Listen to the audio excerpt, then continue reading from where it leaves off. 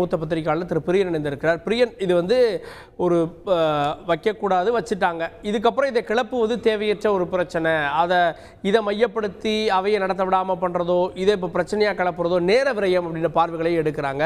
செங்கோல் புதிய நாடாளுமன்றத்தில் இருப்பதால் எதிர்கட்சிகளுக்கு ஏதாவது பர்சனல் பிரச்சனையா? அது இல்ல, அப்படி எதிர்கட்சிகளுக்கு பிரச்சனை என்பதோட ஒரு ஜனநாயகத்துல மக்கள் தான் மன்னர்களா இருக்காங்க. சோ மக்கள் மன்னர்களா இருக்கிற அந்த மக்களுடைய பிரதிநிதிகள் இருக்கிற அவையில முடியாட்சியுடைய குறியீடாக இருக்கிற செங்கோல் இருக்கிறதுன்றது ரொம்ப முரண்பட்ட ஒரு விஷயமா இருக்கிறத நம்ம பாக்குறோம். ஏற்கனவே அது வைக்கப்பட்ட போதே அது எதிர்ப்பு தெரிவிக்கப்பட்டதை நம்ம பார்த்தோம்.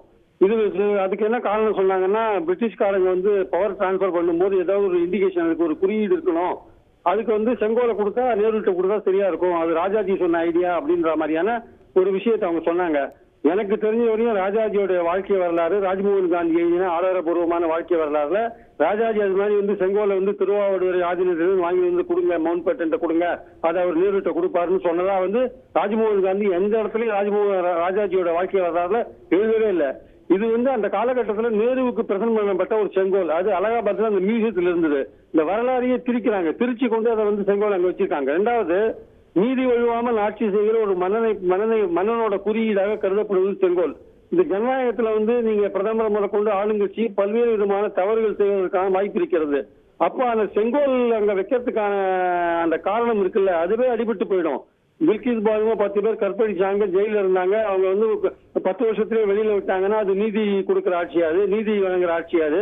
நீதி வழங்குற ஆட்சி இல்ல. குறிப்பிட்ட அந்த செங்கோல் நிச்சயத்துக்கும் இதுக்கும் என்ன சம்பந்தம் இருக்கு? நீதி விழுவாமல் நீங்க ஆட்சி செஞ்சீங்களா?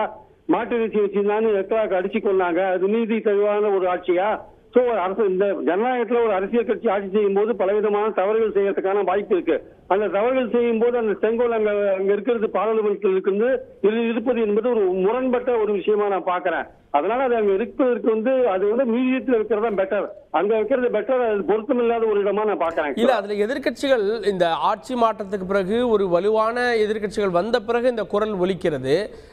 இன்னும் சொல்லணும்னா, பிரதமர் மன்னரை போல நடந்து கொள்கிறார்கள் அப்படின்னு எதிர்கட்சியிலிருந்து சில விமர்சனங்களே வைக்கிறாங்க.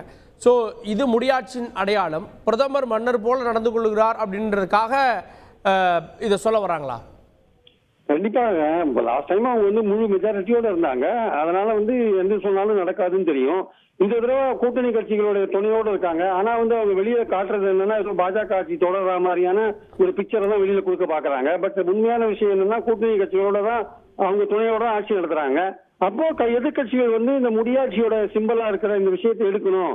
ஏன்னா நிச்சயமாக பாஜக அல்லது தேசிய ஜனநாயக முன்னணி ஆட்சியில நீங்க பலவிதமான நீதி வழுவாமல் நீங்கள் ஆட்சி செய்யறதுக்கான வாய்ப்புகள் இல்லை. நீங்க எடுக்கிற பல ஆக்ஷன்ஸ் பலவிதமான விமர்சனங்களை கலப்பறதுக்கான வாய்ப்புகள் இருக்கு. அதனால அந்த குறியீடு அங்க பொருத்தம் இல்லாம ஒரு விஷயமா இருக்கு.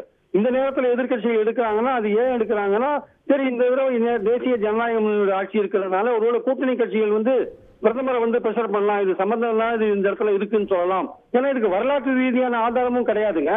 அதனால இதை வச்சு என்ன பண்றது? ஆக்சுவலா இது தமிழர்களை கவர்வதற்காக, தமிழர்கள்ட்ட ஓட்டு வாங்குறதுக்காக ஒரு விஷயமா இதை பாஜக கையாண்டாங்க என்பதுதான் என்னுடைய கருத்து. அதனால இது பாராளுமன்றத்தில் வைக்கிறதுக்கு செங்கோலை வைக்கிறதுக்கு அது முரண்பட்ட ஒரு விஷயமா தான் காட்சி அளிக்கும். ஏன்னா ஒரு ஆளுங்கட்சி பலவிதமான தவறுகளை செய்யும். அந்த தவறுகளை செய்யும் போது அந்த செங்கோல் அங்க இருக்கிறது ஒரு முரண்பட்ட விஷயமா தெரியும். ஆக்சுவலா செய்திகளை உடனுக்குடன் தெரிந்து கொள்ள உடனே சப்ஸ்கிரைப் பண்ணுங்க.